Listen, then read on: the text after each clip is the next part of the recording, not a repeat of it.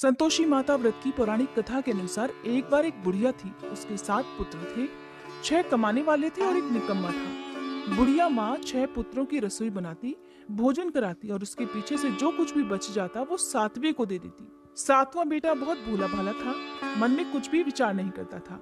एक दिन अपनी पत्नी से बोला, देखो मेरी माता का मुझ पर कितना प्यार है। तो बहू बोली, क्यों नहीं, सबका जूठा बचा हुआ तुमको जो खिलाती है। तो बेटा बोला, भला ऐसा भी कहीं हो सकता है? मैं जब तक अपनी आंखों से न देखूं मान ही नहीं सकता। बहू ने हंसकर कहा, तुम देख लोगे तब तो मानोगे। और कुछ दिनों के बाद कोई बड़ा त्योहार आया। घर में 7 प्रकार के भोजन और चूरमा के लड्डू बने। वह जांचने को सिरदर्द का बहाना बनाकर पतला कपड़ा सिर पर ओढ़कर रसोई घर में ही सो गया और कपड़े में से सब देखता रहा। 6 भाई भोजन करने के लिए आए। उसने देखा कि माँ ने उनके लिए सुंदर सुंदर आसन बिछाए हैं, 7 तरह की रसोई परोसी है। वह सारे पुत्रों को आग्रह करके जिमाने लगी। 7वां बेटा यह सब देखता रहा। 6 भाई भोजन करके उठे, तब माता ने उनकी जूठी थालियों में से लड्डुओं के टुकड़ों को उठाया और एक लड्डू बनाया। जूठन साफ करके बुढ़िया ने अपने बेटे को पुकारा, उठो बेटा, 6 भाई भोजन करके चले गए, अब तू ही बाकी है, उठना, कब तक खाएगा। तो 7वां बेटा कहने लगा, माँ मुझे भोजन नहीं करना, मैं परदेश जा रहा हूँ। माँ ने कहा, कल जाता हो तो आज ही चला जा। वह बोला, हाँ हाँ आज ही जा रहा हूँ। ऐसा कहकर वह घर से निकल गया। चलते समय उसे अपनी पत्नी की याद आई, तो वह गौशाला में उपले थाप रही अपनी पत्नी के पास जाकर बोला, हम जावे परदेश को आवेंगे कुछ काल, तुम रहियो संतोष से धर्म आपनो पाल। तब वह बोली, जाओ पिया आनंद से हमरू सोच हटाए, राम भरोसे हम रहे ईश्वर तुम्हें सहाय। देख निशानी आपकी देखूं धरू में धीर, सुध हमरी मति बिसारियों रखियो मन गंभीर। तब वह बोला, मेरे पास तो कुछ भी नहीं, ये अंगूठी है सो ले लो और अपनी कुछ निशानी मुझे दे दो। तो पत्नी बोली, मेरे पास क्या है, ये गोबर भरा हाथ है। ऐसा कहकर उसकी पीठ में गोबर के हाथ की थाप उसने लगा दी और 7वां बेटा चल दिया। चलते चलते दूर देश में जा पहुंचा। वहां पर एक साहूकार की दुकान थी जिसे एक नौकर की जरूरत थी। तब वह उस लड़के से बोला कि तुम मेरे वहां रह लो। लड़के ने पूछा, तुम मुझे तनख्वाह क्या दोगे? तो साहूकार ने कहा कि काम देखकर दाम मिलेंगे। इस प्रकार साहूकार की नौकरी उस लड़के को मिल गई। अब वह सवेरे 7 बजे से रात तक नौकरी करने लगा। कुछ ही दिनों में दुकान का सारा लेन देन, हिसाब किताब, ग्राहकों को माल बेचना, साहूकार की दुकान का सारा काम वह करने लगा। साहूकार के यहाँ 7-8 नौकर थे। अब वे सब चक्कर खाने लगे कि ये तो बहुत होशियार हो गया है। सेठ ने भी उसका काम देखा तो 3 महीने में उसे अपनी दुकान के आधे मुनाफे का साझीदार बना लिया। वह 12 वर्ष में ही नामी सेठ बन गया। साहूकार मालिक सारा कारोबार उस पर छोड़कर एक बार बाहर चला गया। अब उसके पीछे उसकी पत्नी पर जो बीती उसे सुनो। सास ससुर उसे बहुत दुख देने लगे। सारी गृहस्थी का काम करके उसे लकड़ी बीनने के लिए जंगल में भेज देते। इसी बीच घर में रोटियों के आटे से जो भूसी निकलती उसकी रोटी बनाकर उसके लिए रख दी जाती। फूटे नारियल के खोपरे में पानी भर दिया जाता। इस तरह उसके दिन बीत रहे थे। एक दिन छोटी बहू लकड़ी लेने जा रही थी कि रास्ते में बहुत सी महिलाएं संतोषी माता का व्रत करती दिखाई दी। वह वहां खड़ी होकर कथा सुनकर बोली कि बहन, तुम यह किस देवता का व्रत कर रही हो और इसे करने से क्या फल मिलता है? इस व्रत के करने की क्या विधि है?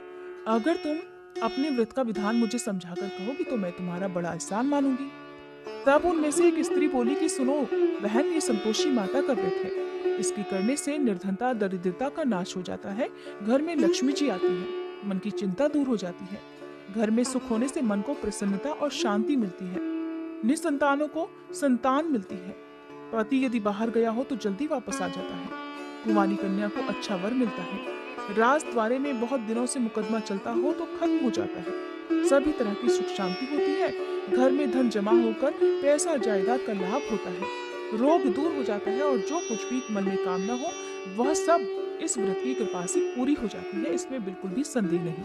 तो वह पूछने लगी कि बहन, ये व्रत कैसे किया जाता है, ये भी बताओ तो बड़ी कृपा होगी। तब वह स्त्री कहने लगी, 1.25 रुपए का गुड़ चना लेना, इच्छा हो तो 5.25 रुपए का लेना या 11.25 का भी ले सकती हो। बिना परेशानी, श्रद्धा और प्रेम से जितना बन सके सवाया लेना।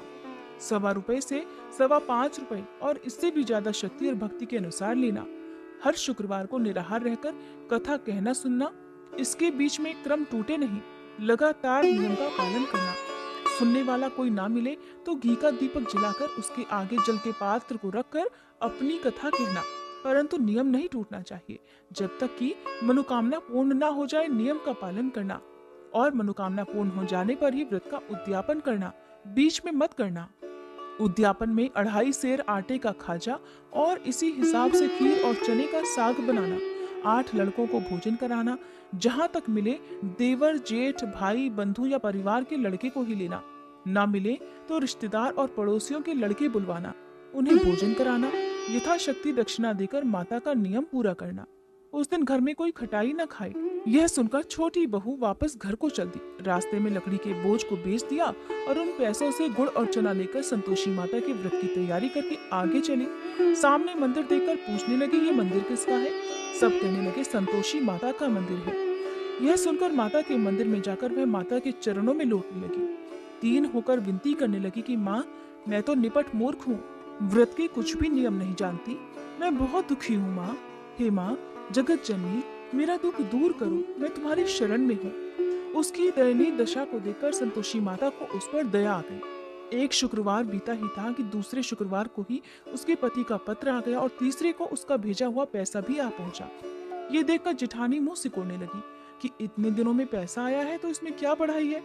लड़के ताने देने लगे कि काकी के पास अब पत्र आने लगे, रुपया आने लगा, अब तो काकी की खातिर बढ़ेगी, अब तो काकी बुलाने से भी नहीं बोलेगी।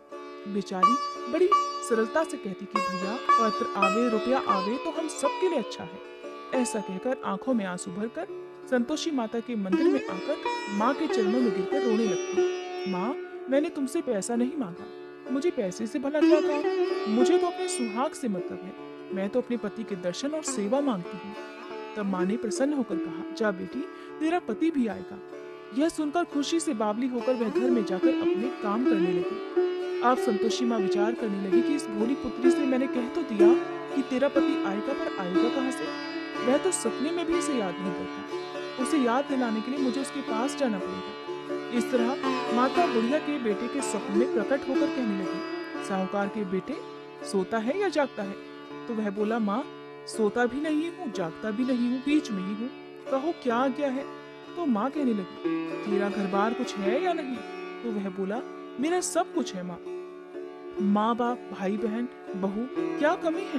तो माँ कहने लगी, भोले पुत्र, तेरी पत्नी वहाँ तेरे घर में घोर कष्ट उठा रही है, तेरे माँ बाप उसे बहुत दुख दे रहे हैं, वह तेरे लिए तरस रही है, तो उसकी सुध क्यों नहीं लेता?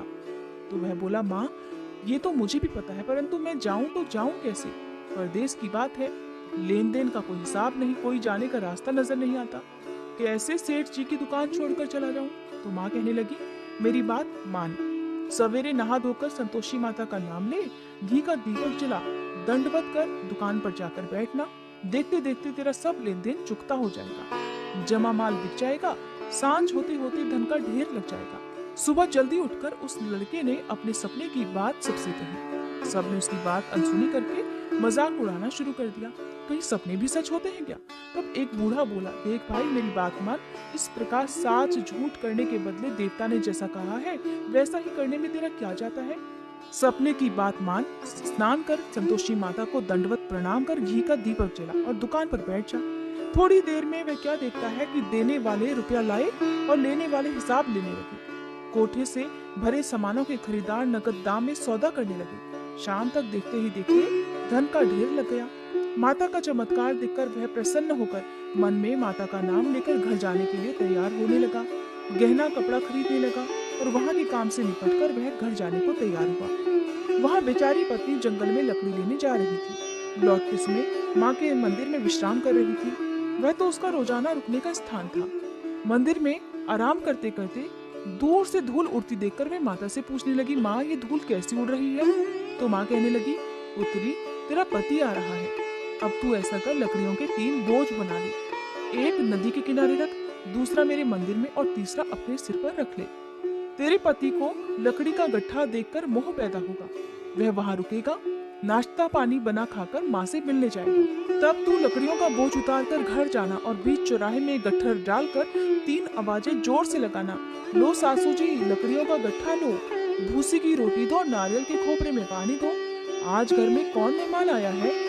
माँ की बात सुनकर बहू बहुत अच्छा। ऐसा कहकर बड़ी प्रसन्न होकर लकड़ियों के 3 गट्ठर ले आई। एक नदी के तट पर रखा, एक माँ संतोषी के मंदिर में रखा। इतने में ही एक मुसाफिर वहां आ पहुंचा। सूखी लकड़ियां देखकर उसकी इच्छा हुई कि अब यहीं विश्राम करे और भोजन बना खाकर गांव जाए। इस प्रकार भोजन बनाकर वह वहीं विश्राम करने लगा। उसके बाद गांव को गया, सबसे बड़े प्रेम से मिला। उसी समय बहू सिर पर लकड़ी का गट्ठा लिए वहां पहुंच गई। लकड़ी का भारी बोझ आंगन में डालकर उसने जोर से 3 आवाजें दी। लो सासू जी, लकड़ी का गट्ठा लो, भूसी की रोटी दो, नारियल के खोपरे में पानी दो, आज कौन मेहमान आया है। ये सुनकर सास बाहर आकर अपने द्वारा दिए हुए सभी कष्टों को भुलाने के लिए कहने लगी कि बहू, ऐसा क्यों कहती हो, तेरा पति ही तो आया है। आ बैठ, मीठा भात खा, भोजन कर, कपड़े गहने पहन। इतने में आवाज सुनकर उसका पति बाहर आ गया और अंगूठी देखकर व्याकुल होकर माँ से पूछने लगा कि माँ ये कौन है। तो माँ कहने लगी कि बेटा ये तो तेरी पत्नी है। आज 12 वर्ष हो गए जब तू घर से गया है, तब से सारे गांव में जानवर की तरह भटकती फिर रही है। काम काज घर का कुछ भी नहीं करती, 4 समय यहाँ आकर खा लेती है। अब तुझे देखकर भूसी की रोटी और नारियल के खोपरे में पानी मांग रही है।